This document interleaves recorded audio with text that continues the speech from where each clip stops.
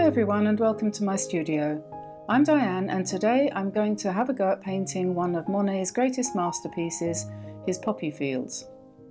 This is a painting which has inspired me greatly over the years, and the other day I did some skies which, when I looked at them after I'd painted them, I couldn't help thinking of this poppy field painting of Monet's. So let's get started. You can see my reference painting from Monet on the left-hand corner of the screen here.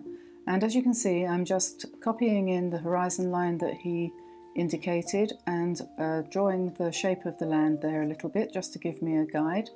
And then I'm going to roughly indicate the line of trees in the distance, which is what gives the painting its particular character. All the different colours that I use are described in the description below. So if you need to know what colours I was using throughout the whole painting, you can find it there. But I do use a fairly restricted palette here, mostly sap green, olive green, cadmium red, alizarin crimson, and a little bit of yellow.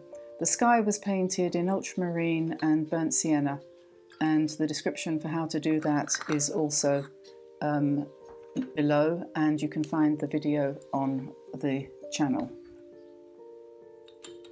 So I'm just sorting out my palette here and spraying some water onto my paints to activate my sap green, olive green and the other colours I'm going to be using. And as far as tools go, I'm just using a large round brush for this and possibly a toothbrush for some spatter, because in order to achieve the appearance of the distant poppies in this painting, we'll probably need to use a bit of that to make it easier, because it's quite a small painting. So I'm just coming in now with my large round brush and a dilute mixture of olive green here, and I'm just sketching in the line of trees on the horizon in a rough kind of way. No detail, just indicating the horizon in much the same way that Monet himself did. Being as he was an impressionist, he liked to give the impression of a tree or poppies or a field or even people. He didn't render them in absolute lifelike photographic detail, and I must admit, over the years he has probably been one of the artists who inspired me the most, him and the other impressionists who are probably less well known. Anyway, I'm just dropping in some darker tones into the line of trees here. So I've gone in first of all with a light wash, and now I have a slightly stronger mix of the olive green, and I'm just dropping that in and letting it spread a little bit.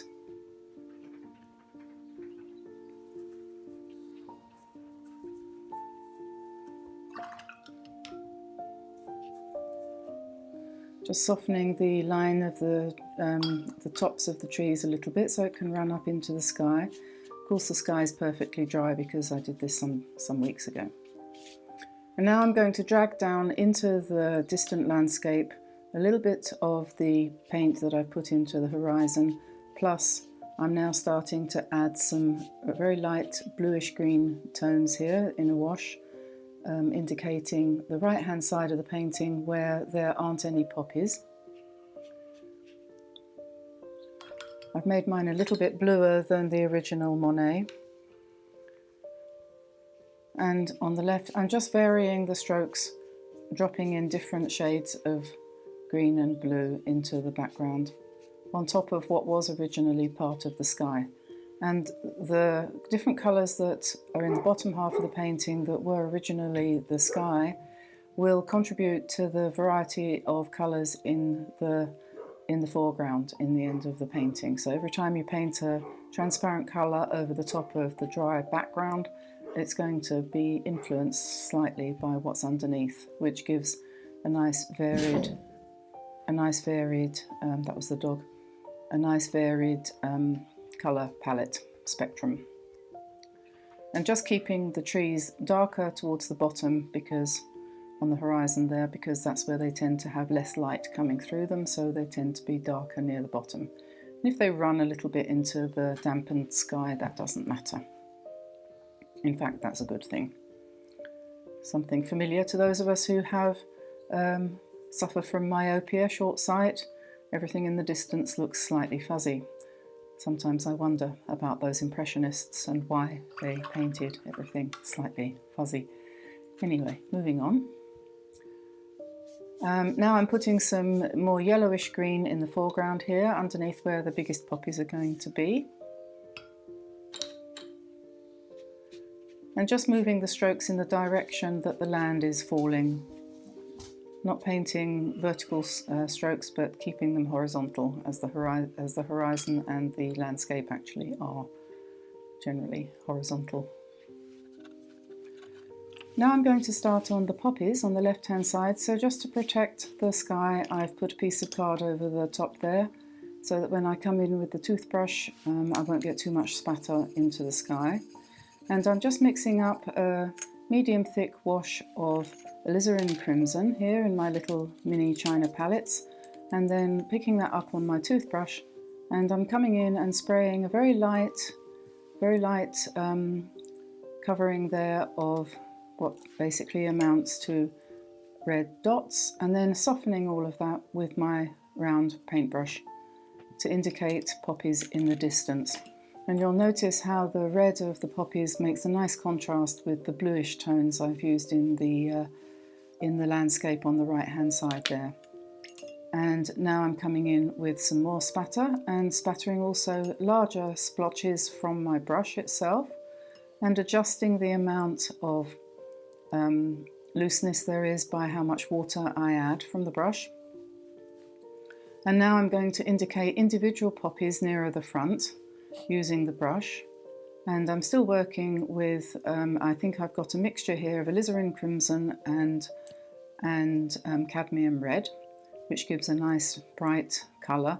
But bear in mind, you will have to come back into this after you've done the first going over, because it will dry much lighter than it appears in the first instance.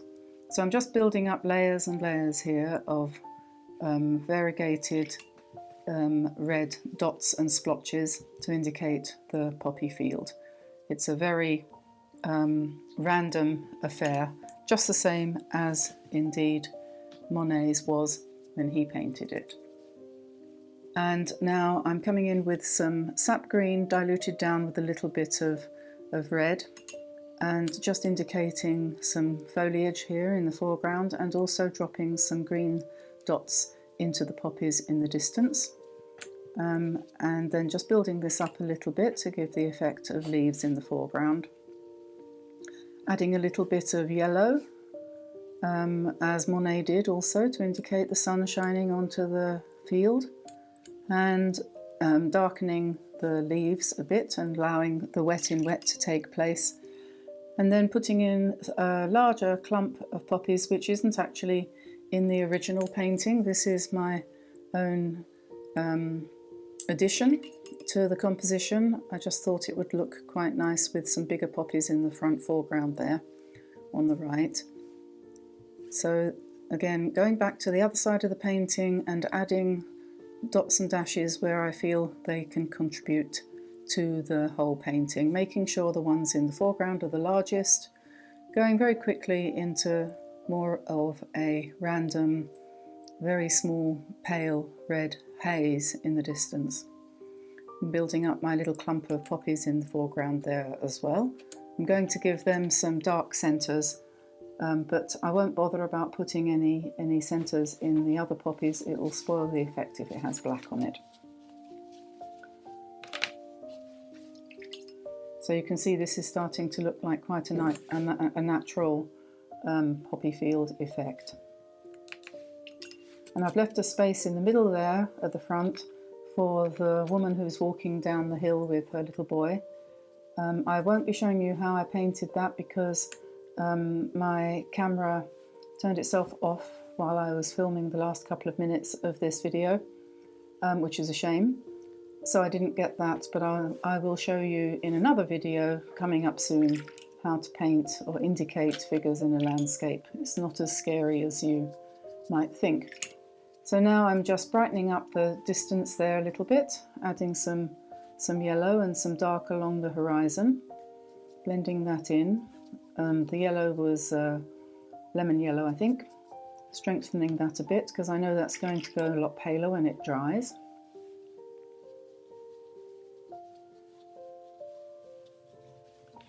And there's the sky revealed in all its glory. Very impressionistic sky. Adding a little bit of a blue haze here behind the poppies on the left hand side, just to give the indication of foliage in the distance there. You can just see what a hot summer's day it is. Now all that remains to do is to let the painting dry. Then I went in again with the red and strengthened some of the poppies and adjusted some of the tonal contrasts. And then I painted in the woman walking down the hill with her little boy and her parasol. And so that was all that remained to be done really with this painting.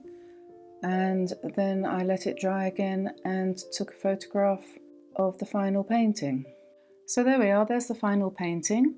I hope you enjoyed watching me create this copy of Monet's poppy field, and perhaps you'll give it a go yourself. If you want to watch the video on how to do the sky, that's available from my channel, and I will be putting up soon some videos about how to do figures in the landscape as well. Thanks again for watching, and if you did enjoy this video, please give me a like and subscribe if you haven't already. Every subscriber really counts. And go and visit me at dianeantone.com on my website, where you'll find lots of more information, prints for sale, and free downloads of sketches of these various and assorted paintings that I've been doing over the last year. So I'll say bye bye for now, and good luck with your painting, and I hope to see you here again soon. Bye bye everyone, bye bye.